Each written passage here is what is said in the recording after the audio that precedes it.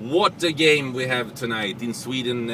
Sweden-England is the biggest national game you can watch, because English football is so popular in Sweden, and it's a very important game. Sweden, of course, lost their first game against Ukraine, and England had a draw against France, and England, they must be favorites in this game.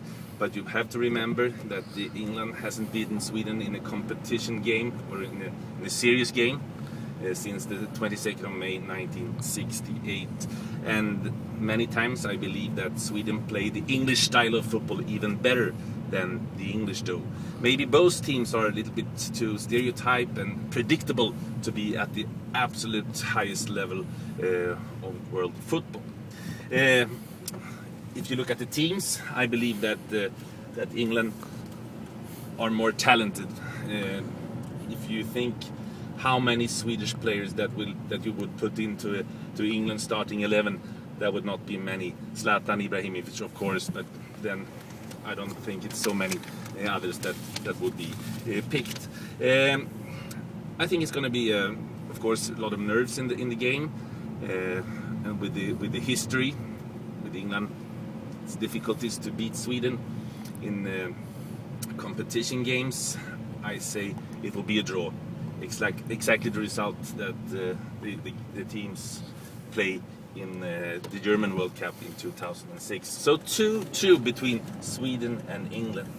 And then we go to the second game, or the first game. It starts before the Sweden-England game.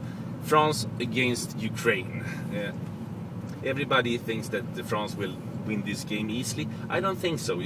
They come down to Donetsk in the south of Ukraine, and it's very, very hot. It's an early kickoff. It's gonna be tough conditions, of course.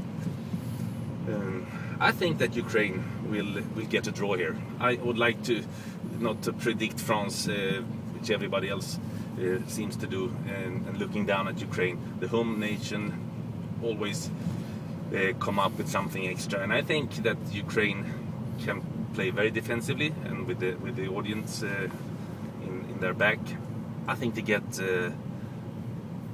0-0, goalless at the game down in Donetsk between France and Ukraine. So 2-2 between Sweden and England, and 0-0 between France and Ukraine.